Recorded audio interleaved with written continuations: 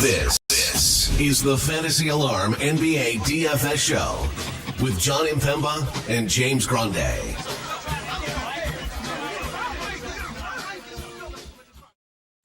What is going on, FA Nation? John Impemba here with James Grande. Welcome into the Fantasy Alarm NBA DFS Playbook live show. We are here for Tuesday's DraftKings 8-game main slate. Sir Grande, busy day today around the NBA. A lot of key names already ruled out for this slate. We got a returning All-Star, DeJounte Murray. We'll see how long he actually ends up playing for tonight. Exciting day overall to break down this slate. How are you feeling about things, man? What year was DeJounte Murray an All-Star? Was he not an All-Star? I thought he was. No, he was. I just don't. It was like 3 teams ago, I think. I was gonna say it feels like it's been a little bit. A guy of his caliber being moved around as often as he's been. Was 2021, 21-22 with the Spurs? He was an All-Star. That was the year before he got traded to Atlanta. Yeah. Pretty crazy that we have all that. The amount of years that he's been in the league. Honestly, kind of remember him being the do-it-all guy with San Antonio, moved around, and now coming back here for the Pelicans. So, again, a lot to talk about. We do appreciate you guys who are tuning in. You can hit that like, share, and subscribe button. We'll go position by position and break the slate down for all of you. Top overall price players on the slate: Jalen Johnson, 10-8. That's about it. Everybody else is under $10,000 for tonight. Maxey, Harden, Ball, and Brunson are your guards, 8K and above here, Grande. Preffy, don't you dare hop on. Guy Santos deserves to be the. Is Guy Santos the cover of today's live stream? Yeah. Why wouldn't he be? Makes sense. I don't. He's great. He is a excellent basketball player. Real hoopers know. We're talking point guard. I didn't hear a word you said. Maxey is definitely interesting. I would say, with or without Joel Embiid, Tyrese Maxey has a ceiling. I'm sure his ownership will 10x what it currently is if and when we find out the Joel Embiid status. And it's already high. Like, people are already playing Tyrese Maxey a lot. So it will only skyrocket from there if Joel is ultimately ruled out. I do think James Harden is okay. I don't have a lot of desire to play James Harden, but we know he has a ceiling. LaMelo always has a ceiling. You play LaMelo Ball in hopes for the ceiling, but that is why he is in play always, because he is one game away from making 10 threes and breaking a slate. So, whether LaMelo's 9-5 or 7-8, the same remains. He just has a massive ceiling that you hope to get when you roster him.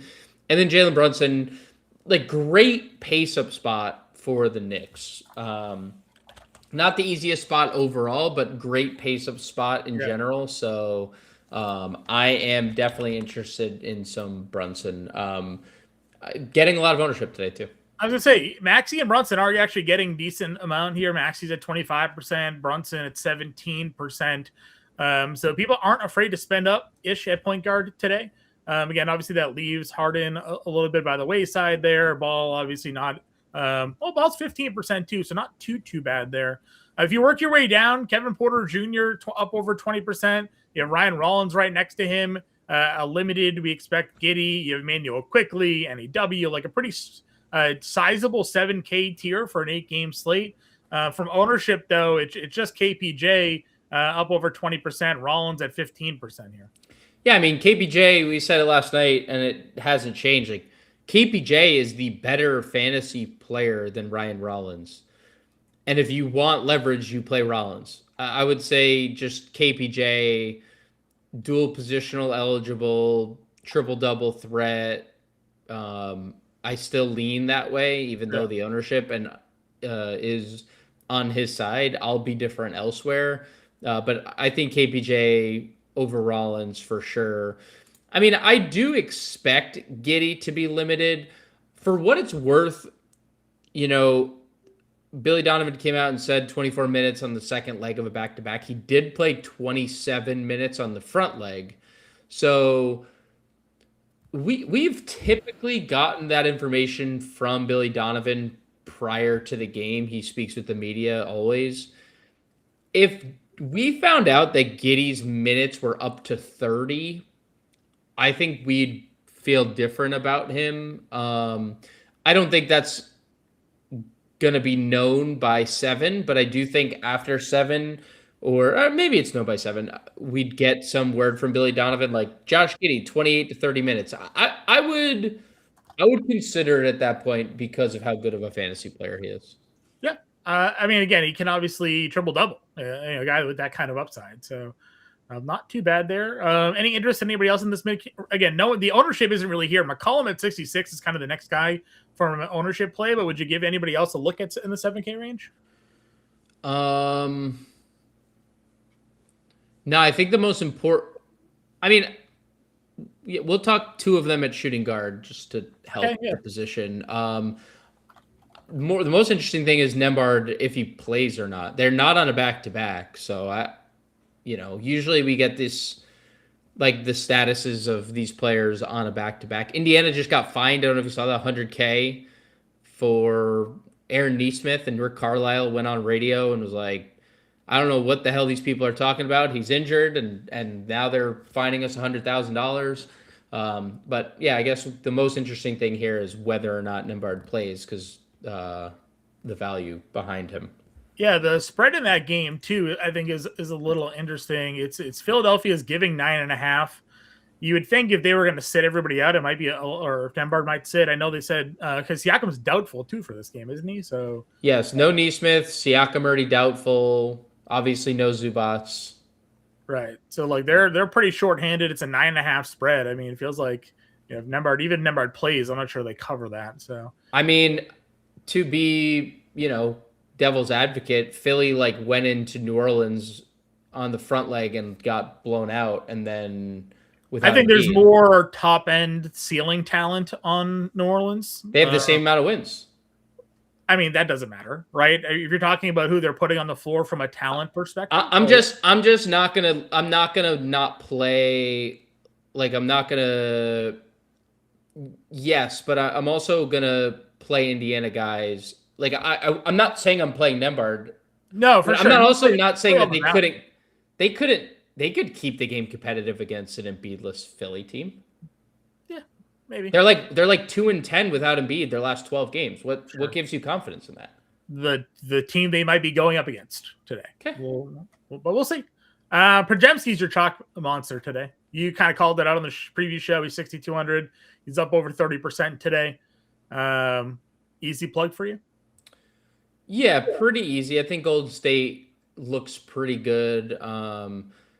DeAnthony Melton and Draymond both upgraded to probable. Al Horford downgraded to out. So, I think it's a little Podziemski and Draymond are a little redundant. And I think it wasn't a surprise to see Podziemski go absolutely nuclear with Draymond off the floor. But yeah, I mean, the role has been pretty good. I mean, 30 minutes in 4 of his last 5 games. The only game he didn't, Boston, he still put up over 30 fantasy points. It's an elite spot. Really nothing bad to say about Podziemski overall. You think it's a bad play then at 35%, 38% ownership? I was going to say the nothing bad to say about the player and the matchup. Just, 8-game slate, 40% owned player. It's $200. Yeah, it's not like a 40. It's not a player that this guy is now guy. You take out some of all the guys that are out or traded. The numbers look great. Butler, Curry, Kuminga, Horford, Hield. There's a 170-minute sample for Podziemski with those players off the floor. 24% usage, 1.2 fantasy points per minute. So it's everything lines up other than the ownership. Sure. But that doesn't always mean fade. If Brandon Podziemski goes for 45 fantasy points tonight well, you don't have him at 40%, you lose. So I think he's pretty good chalk, but I also do understand the fade portion of the program too, because like it's not a comfortable play to get play of 40% Brandon Pajemski. The field isn't really getting to much else in this like 5K tier. They're like 5 to 6%, 7% rostered plays until you get down to Alondis Williams, which is 16%, and Rob Dillingham, who you should give a shout out on the preview show as well. He's at 17% for even cheaper. Alondis at 43, Dillingham at 38. Would you play anybody prior to getting to that range? It's pretty barren. It's pretty barren. Like, I would consider like DeAnthony Melton, but we know he's gonna just play 25 minutes. Like DeAnthony Melton doesn't play more than that, but like guy has a really high ceiling. So I'd consider Melton in large field stuff. I'd consider Brandon Williams if he drew a start, but coming off the bench, he just hasn't gotten there in terms of minutes. Mm-hmm.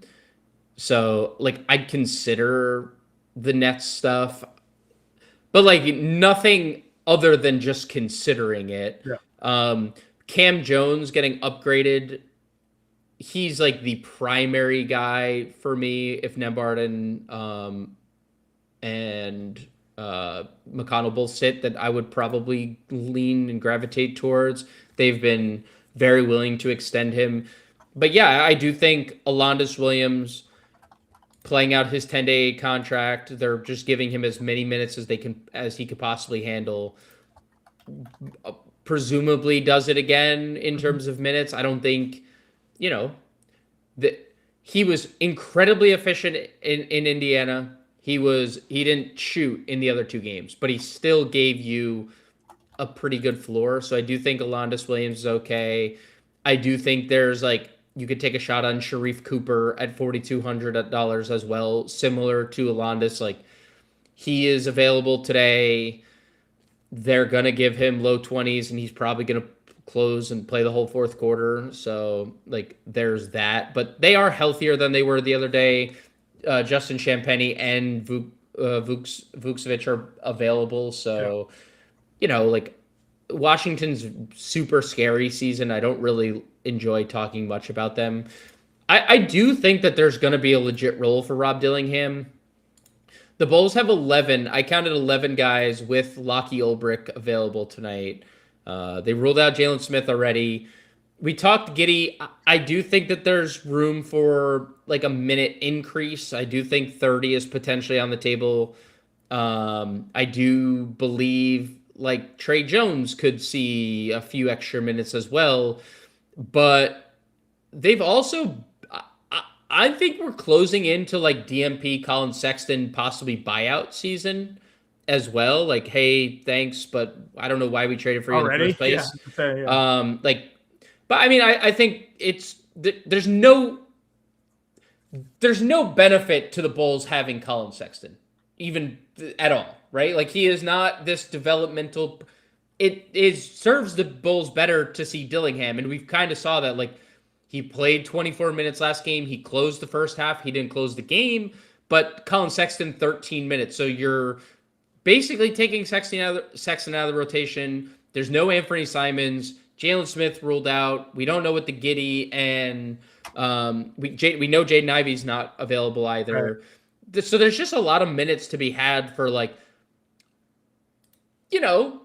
a former first-round pick that came out offensive ready and hit the skids a little bit, but was that because his opportunities were limited? Is it because he's a small guard and small guards are kind of going out of favor in the NBA? And so it's also hard to find. We say this all the time. It's hard for young guys to find roles on winning teams. Right. And to a team that's been in the Western Conference Finals for 2 straight years, it's like you just don't have a role.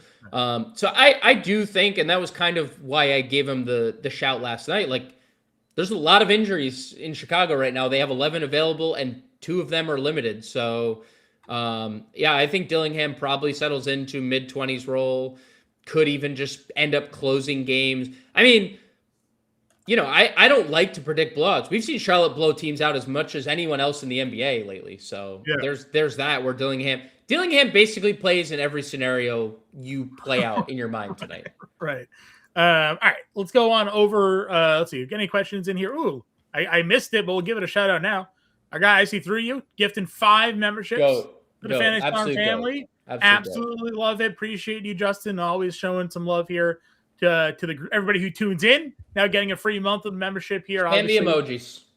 All the emojis, all the perks, and all the cool stuff. If you guys don't know, and now that we got enough of you in here, maybe you haven't heard already. But Fantasy Alarm just won 2 awards last week in the fantasy gaming industry. Best written content 2025. So that means our NBA DFS playbook, all of our betting content, all of our seasonal content was recognized by the Fantasy Sports Gaming Association as the best written content in the industry. Take 50% off your first month. Check it out. $20. Access to everything we have on site. We went 8-0 with our bets yesterday. My Grande went 2-0. I went 5-0, and Lammy hit his one pick that he threw in there, the under in that Spurs Pistons game there. There's your Siakam officially ruled out. So if you signed up for $20, you made your money back last night. We went 8-0 betting in the NBA. Again, our best bets are live in the expert bet tracker for today. All of our DFS content included for all sports, not just the NBA. So check us out. FantasyAlarm.com/YouTube, promo code YT50. Scan that QR code. It is now the award-winning best written content for 2025 in the Fantasy Sports and Gaming Association industry there. So good time now than ever to join. And Justin's giving you guys some free subs to the channel. Check that out as well. So appreciate that. I just threw the emojis in there too from the I know you can't see it on our side, but the YouTube users can. Greg Cash last night with our picks. Brendan in here saying let's have a day. Rolly saying let's get that money. Conscious Machine said he's right about Achua. Dude, Precious Achua absolutely ate. Jeff giving us a shout out to me for my props. Grande went 2-0 yesterday though. I know everybody's been giving you props, so you deserve them. But I also went 2-0. We've been cooking. Talon Peter was Doug's question here, point guard. Talon Peter is they're all the G League 2-way players are all listed as questionable currently. Talon Peter also not point guard eligible. So we're moving on, but he is small not forward eligible in DK apparently. Yeah, all right. He is shooting guard, small forward eligible. We'll go to shooting guard then, where we take a look here. Obviously up at the top, Donovan Mitchell's $9,500. A lot of the chalk plays here are McConnell, Nembhard in per Rick Carlisle. There you go.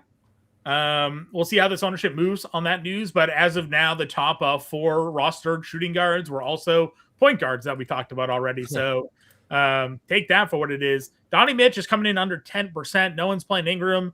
No one's really on Kneppel here. I mean, some leverage opportunities for us tonight, Grande. Yeah, I mean, I don't care for Ingram 8,400 against OKC. If we've seen what Lou Dort does to Brandon Ingram. Brandon Ingram probably has nightmares about when he was on the Pelicans and what Lou Dort did to him in that series a couple years ago. So it literally ran Brandon Ingram out of New Orleans after what he got in the torture chamber. So I have really no interest there. You can always play Donovan Mitchell. This is a really important game for both teams. Like I actively like targeting players in those types of games. Like we saw Wemby last night go for 80 or 70 fantasy points in a battle against the team with the best record in the NBA. Donovan Mitchell could absolutely make a statement against the Knicks tonight. We've seen it repeatedly. So I like Mitchell. Not a lot of care for Ingram, truthfully. They're 4.5-point home favorites today too, in a game that is a 230 total. So not too bad. Fun game for sure. Not too bad. All right, where do you go next? If there's no Embiid, would you take a look at Edgecombe, or do you like Oubre more? I mean, I like Oubre a little more. He's cheaper and he has better eligibility, so I'd lean Oubre a little bit over Edgecombe. I don't mind some of the stuff like slightly above them. Like I don't mind the Miami stuff. I mean, it's a great matchup. Milwaukee's bottom 10 in defense this year, 23rd to be exact. So I like Tyler Hero. I like Norm Powell. I think both those guys could be mighty interesting. Also think like it's definitely possible we see Hero back in the starting lineup tonight. Quite possible Davion Mitchell's days as a starter come to an end, but we'll see. Either way, Hero and Norm I think are good plays in tournaments. I like everything Atlanta. Hard not to like everything Atlanta. NAW at 73 looks really good. CJM, vaulted into the starting lineup last game, 6,600. We know he's a very good fantasy player and can be really good offensively. I think he looks really good as well. Dyson Daniels can't shoot again, but he is a guy who stuffs the stat sheet and is really, really cheap at 6,300. So, I think all three Atlanta guys at shooting guard look good. And our obvious pivots off of the chalk Atlanta play, who actually kind of isn't being rostered as much as he was earlier today. Because when Jalen Johnson was to start the day, got all the ownership, he's not being rostered right now. But I do think Atlanta is very appealing. One thing I'd probably mention a little bit interesting. So Najee Marshall is, I think, being a little bit slept on. Yep. He only played 26 minutes last game, but he was in massive foul trouble early on. He played 2 minutes in the first quarter because of foul trouble. Najee's been really good since Cooper's been out and just has really good numbers, just sans AD and Cooper this year. So I'm definitely a little bit intrigued. Dallas is in a great spot today and is getting a lot of ownership elsewhere. And we talked about it on the show. Yeah. I said it to you last night. Dallas had a power forward two that were two of my favorite plays of the day. They are now both in the top 6 in terms of ownership today. Najee Marshall is not getting no ownership at all. So just, if you're looking for some Dallas who is in a really good spot, I think Najee's a interesting pivot off the chalk Dallas guys. Because I agree. And he's got a pretty good scoring ceiling too. So I'm pretty good going there. He's just a good overall basketball player. He can do everything. The Pelicans too, right? He would have those random pop games. So yep. From an ownership, again, a lot of these guys who kind of hit on Daniels and Edgecombe were getting a little bit of love. Josh Hart's around 10% in that 6K tier. You have your Golden State plays, Melton and Gary Payton around 10% tonight. I mean, is there anything that sticks out to you for some value today? I mean, we touched on Melton, the point guard. I think he's fine, has a ceiling. I'm a little indifferent about everything in this range. I don't play Max Christie at 52. I don't feel like there's ever value there. If Chet and Caruso were to be ruled out, I wouldn't hate Isaiah Joe. I think Isaiah Joe just has a ceiling and has been playing pretty solid minutes lately. So I think Isaiah Joe at 5K looks okay. You could always play Cam Thomas in a tournament. If Embiid's out, you could play Quentin Grimes. They go small a lot with Quentin Grimes. I talked Sexton already. He's not going to be in the rotation. They've basically made that clear. Yeah. Okoro's minutes have been fine. Lu Dort's minutes have been fine. Definitely less bullish on Indiana now that we have confirmation that Nembhard and McConnell are playing.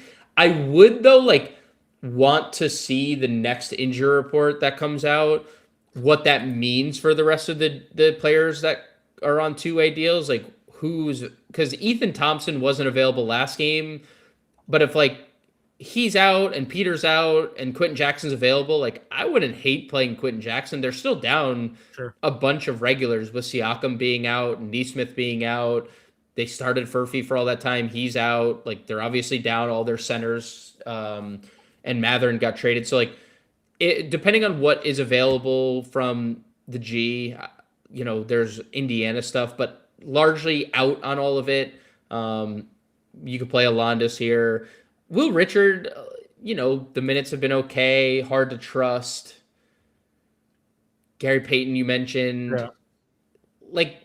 Payton's up to 10% now in the most recent update. Yeah, and he's been crazy good per minute, but oh, dude, you're at the end of the day, this is a player who also could play 9 to 12 minutes tonight. Yeah. And I don't think that will happen because he's largely since the deadline has had like a pretty consistent role and has been good, and especially with Steph out. But like I'm like it's fine if that's where you end up. It's indifferent about it. Agreed. Let's see here. Greg says he hopes LeBron doesn't screw us like he did on Sunday. Yeah, we got hooked on LeBron assists on Sunday. We'll get back at it today.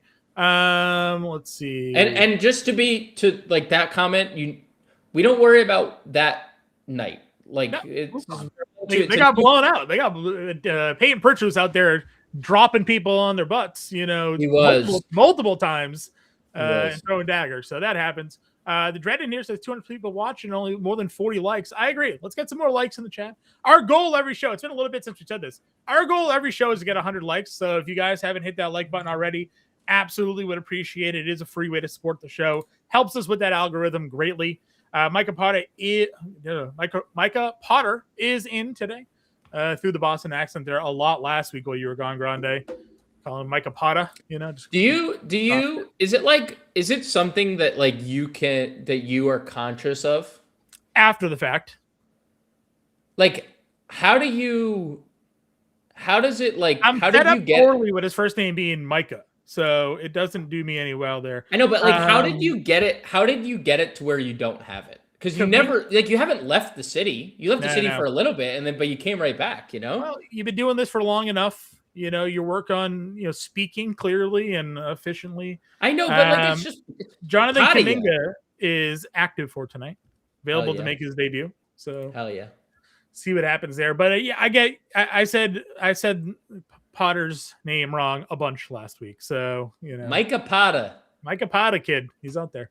All right, so power forward we can go to. Forward we can go to. Small forward. Michael Porter Jr. is $8,600. Michael Porter.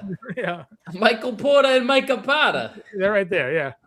Brandon Miller is $7,900. Norman Powell is $7,100. Kevin Porter, Michael Porter, yeah. Michael Potter. I can do it all day. We can do it all day. That's fine. Anyways. Jarice is your chalk play. Him and Moses Moody. Those are your top two roster players. Brandon Miller is up over 13. Is 13%. Con was only 4. So like I said, LaMelo had some ownership. No one's playing Con. Miller's at 13%. So if you're looking for some leverage on that game specifically today, Con Kneppel is your guy. Yes. I mean, I think Charlotte is definitely amongst those like players is like a max 1 situation.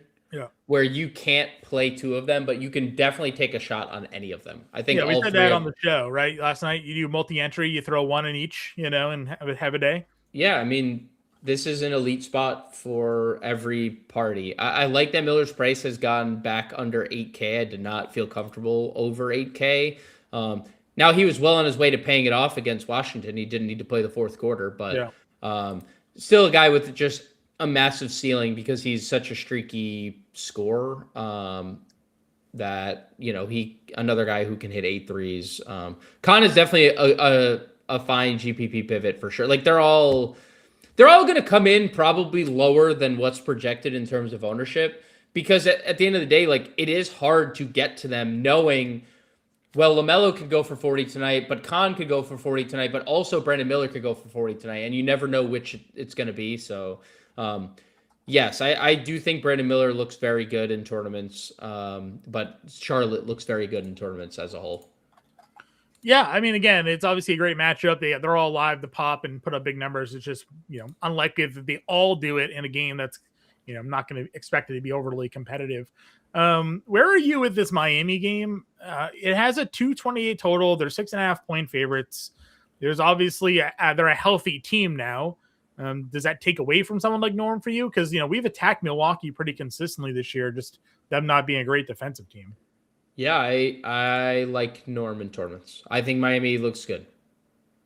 Yeah. Embiid remains questionable. Yeah, Nurse said he took part in most of shoot-around this morning. That was a quote. Most of shoot-around, end quote. So, like, yeah, Okay. Sure. All right. Again, Dries is your chalk play today at this position. He's been really good. He plays a bunch of minutes, so you can certainly get there if you want to at $6,700. You have RJ Barrett at 67 as well. Mentioned Josh Hart's around 10%. Can play Oubre here. Kaysen Wallace has had some really good games of late. Najee, Sadiq, like there's a lot of guys in the 6K tier today, and there's quite a few of them that I'd be interested in playing. Yeah, Walker looks good. He has obviously been super good per minute lately. Is a guy that has filled it up. The rebounds have been elite. He's a good playmaker. We've been talking about that a lot. Like really good playmaker, Jarris Walker. And the scoring has definitely come around a bit as of late. No Siakam, no Zubats, no Mathurin. Nembhard, whether he's in or whether he's out, presumably on a restriction.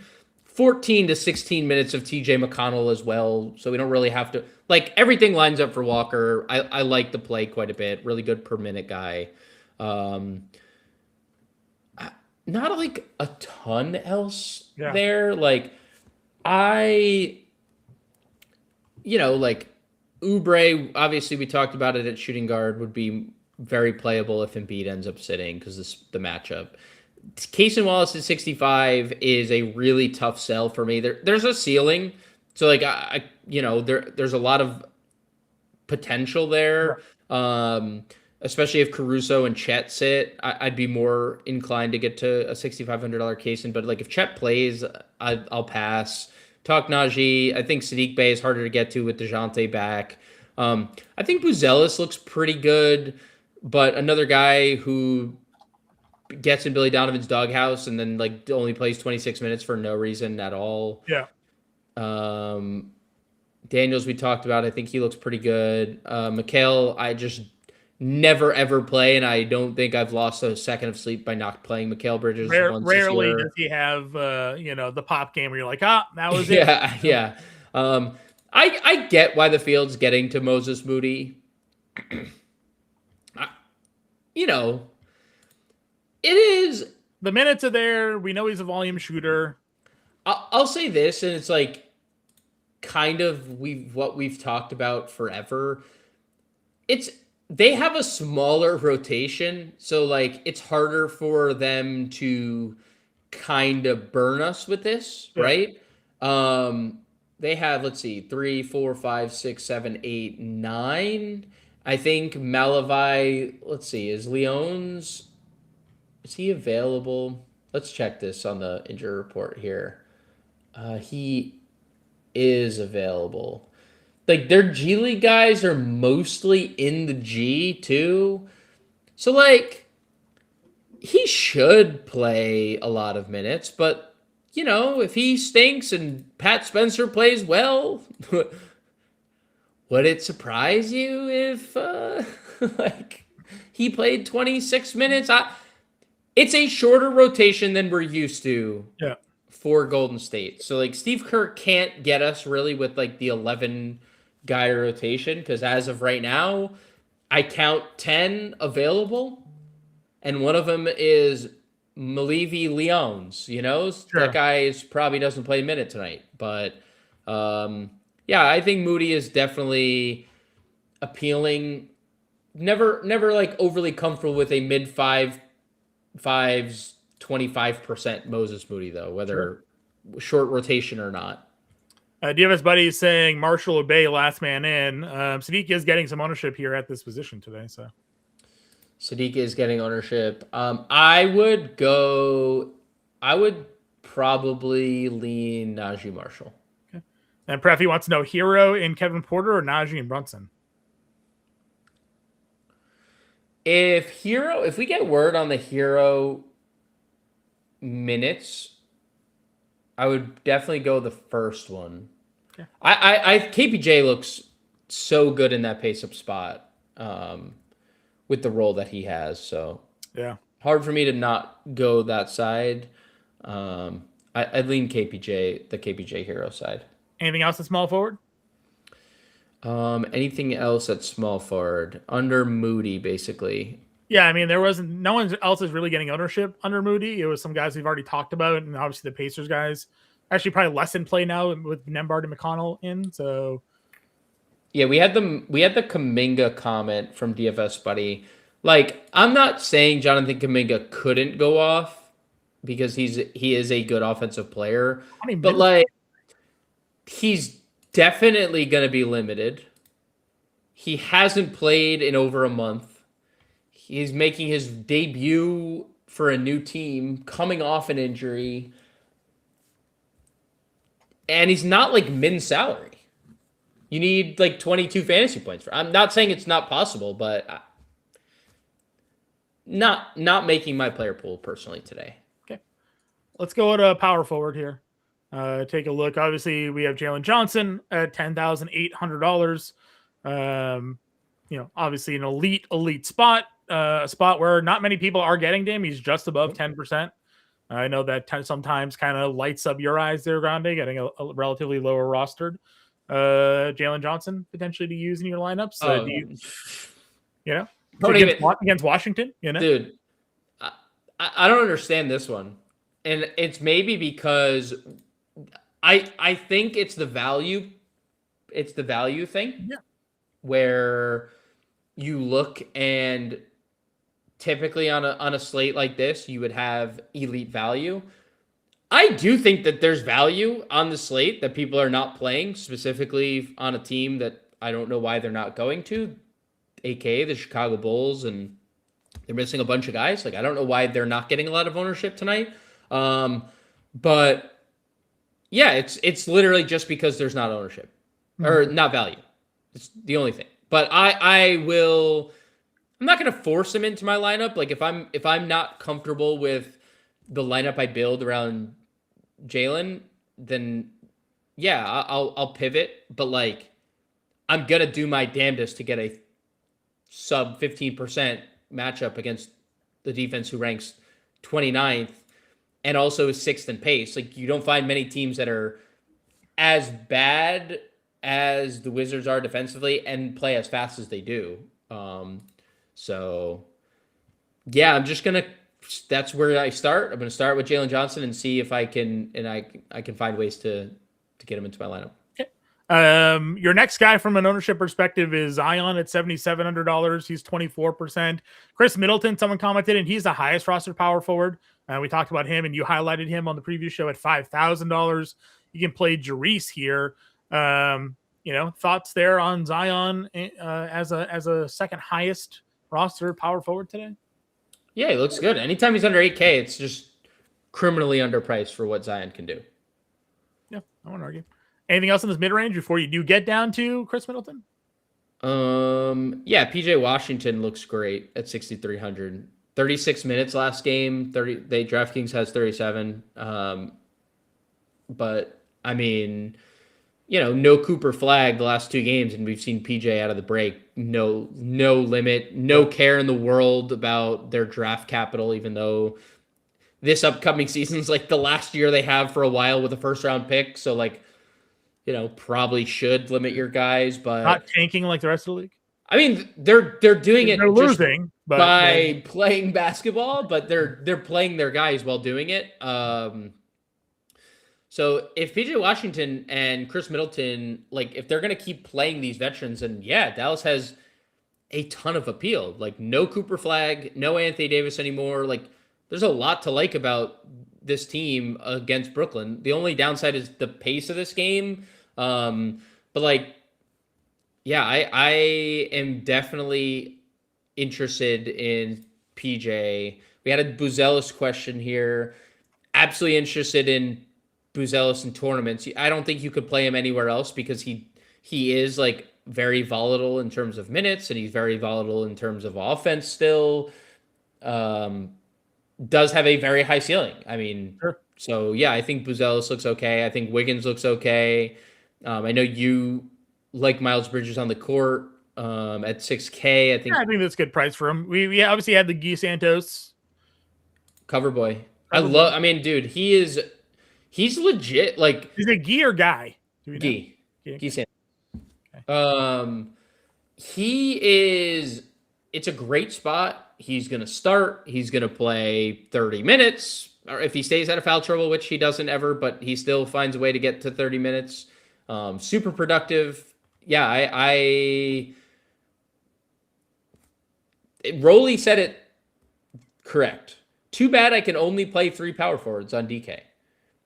It is an absolute decision to be had because you have Zion in the mid tier, you have PJ in the mid tier, you have Santos in the mid tier, you have Buzelis in the mid tier, you have Jalen Johnson up at top, you have Middleton teetering like value range here at 5K, who looks great if he's going to play 30 minutes. So yeah, I mean it's a really, really, really strong position. Could get even stronger if Chet is ruled out because you could play Jay Will and Kenrich here both. So like it only might get better from here. Yeah. Anything else in the value range? Again, Middleton is 5K. You got Yabu. Clowney's actually getting over 20% at $4,800. Anything more for you? Yeah, I'm a little shocked at the Yabusele ownership. Not that I think he's like the best player in the world, but Yabusele played 30 minutes in a game that Jalen Smith started. I know Jalen Smith left with an injury. Jalen Smith played 18 minutes in that game. Yabu played 30. I mean, pretty good role for Gershon. So I'm definitely interested at 49 power forward center eligibility on the Noah Clowney front. I mean, he's going to play high 20s to low 30s minutes. The ownership just kind of stands out. I don't really understand. If he makes shots, he has a pretty good ceiling at $4,800. But it's like am I playing Noah Clowney over most of these other power forwards?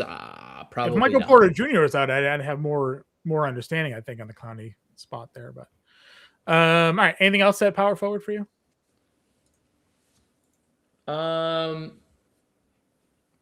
No, we'll talk some of these power forward eligible guys at center. Right. Well, at center, again, we're waiting on Joel Embiid news. How confident would you be in playing JoJo if he's active? I would 100% need information from Nick Nurse. Because I can't imagine they're playing him if he's not good to go. I don't think they play him to play him 23 minutes, right? Like, I mean, they played him when he originally returned 30. Right. I don't want Joel Embiid at 30 minutes. Like, I'm not saying he can't go crazy at 30 minutes. This matchup specifically, in 30 minutes, he could have 70. But yeah, but it's also a double injury. We're coming off multiple injuries because it's not just the knee. He has the shin as well. Yeah. So he's coming off a knee and a shin injury at needing 50 fantasy points as like kind of you basically need like 55 fantasy points if you want to win a tournament, or possibly 60 if you want to win a tournament. Like on a slate where I feel better about Jalen Johnson doing that if I'm spending up than Joel Embiid. Yeah. You have Bam, obviously $8,800. They're a healthier team now. The assist numbers have started to come up. I don't know if that has to do with Tyler Hero now, another person to take the scoring pressure off Bam, and all of a sudden now he's assisting more. But I took a hard look at his 2.5 assists today. Still may go back to that, but you got him at 88. Towns is your chalk play right now, but it's not like mega chalk. He's only 18%. So the field is kind of spread out on where they want to go at center today. Where are you looking to go once you get past this top tier? I have no interest at Bam at 8,800. I think that's criminal. That's probably the Heat. That's where I probably draw the line. Sure. I just play the other guys and hope there's a ceiling, because I don't know what the ceiling is at 88.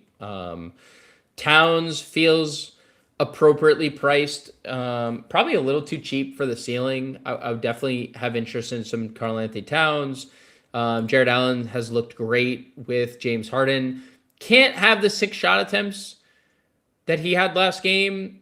But we've also seen some massive pop games since Harden's arrived. And so you do have Mobley back. So like that also kind of like, yeah, he had 26 and 14. I mean, like I get that he didn't. I think Mobley didn't play that game, to be fair. The Charlotte game. Yeah, he didn't play Charlotte. He has just been really good in pick and roll with James Harden. So, and Mobley's played, is going to play mid-20s minutes and high 20s minutes. I think Okongwu looks okay. Miles Turner looks okay. Don't have like a lot of like really good things to say about this position. I like if no one's really playing that tier. It's Towns, Quentin Post is 17%, Gafford is at 46. So we've talked about probably wanting to play Bagley more than playing Gafford anyways. Draymond is 15%. Nick Richards, there's a lot of guys in the teens that are all kind of meshed around each other, but no one's playing this like 6, 7, 8K range of center today. What do you say? Talking to me? Oh, geez. I think that if Chet ends up sitting, I would give Hartenstein like a serious look, because he is, since kind of Shea and Dub went down, he's been operating as like big time hub for them. So if there's no Chet, I mean, even if Chet plays, but if there's no Chet, like I would take a real strong look at Hartenstein, like mid to upper 20s minutes.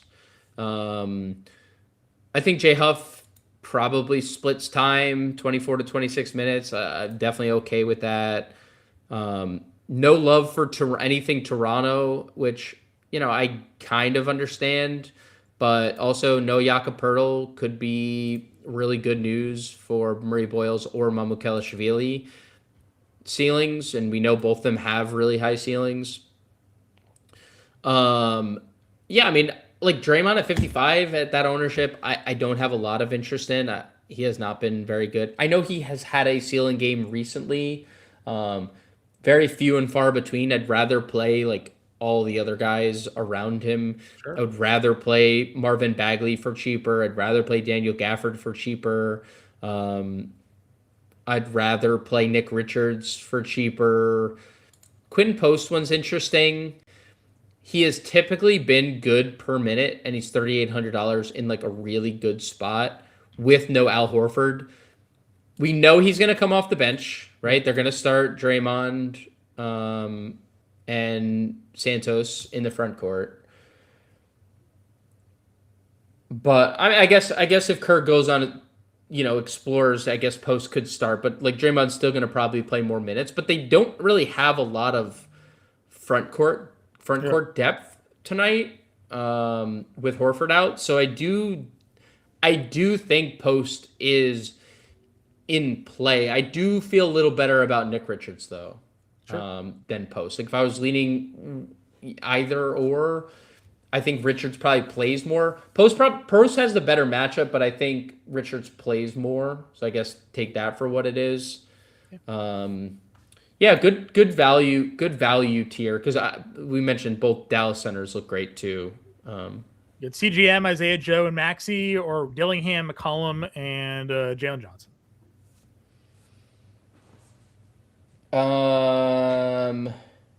The second one. Would that change for you if Chet is out for Isaiah Joe? Just more. Yes. Yeah. I'm also not that I wouldn't play Jalen and McCollum. Yeah, I'm fine with it. Yeah, I'm fine with it. Where are we going to start our lineups today? Friday? Is it the low roster Johnson? Power forward. We got to figure out who to play, because there's a lot of really good power forwards today. Santos, Johnson. Who else? Play one more. Dallas. I mean, Middleton? something Dallas. It's either Middleton or PJ. Damn, I love PJ today too. It sucks. It's a tough position today because Najee instead. Just do that. No, I know, but I really like 37 minutes out of Najee got in foul trouble, so I'm not like necessarily worried about the Najee Marshall minutes, but I mean Jarris Walker in this lineup. Small forward, Jarris Walker. So give me a guard. Can I give you Nick Richards for center or Bagley for center? I would probably go Richards. Okay, there you go. Leave you the guards to figure it out for yourselves. $6,000 a player. Jarice, Jalen Johnson, Nick Richards, Geese Santos, and Chris Middleton for you guys. He's saying Richard's his play of the day. I mean, that's a bold play if Kuminga's back, man. The problem to begin with was prior to Jonathan Kuminga, And to be fair, we have no idea if Jonathan Kuminga actually just that he's available. He's available, right? Like Richeche got moved to the bench last game. It wasn't so it's already bad that he got moved to the bench, and now you're possibly adding in this like very offensive minded player. Yep. If this game blows out, Zachary Richeche could absolutely get you a bunch of fourth quarter minutes. If this game is 20 by the 26-point game going into the fourth, right? Mm-hmm. Zachary Richeche is going to play the whole fourth quarter. But there's no guarantee in that. Yeah. I mean, Washington is bad. Atlanta weirdly keeps teams in games. Like, they are also not like a great team. So, yeah, they're huge favorites tonight too. But all right, guys, we appreciate you all. Grande and I will be back tonight for the preview show. Get in the Discord, and we'll talk to you then.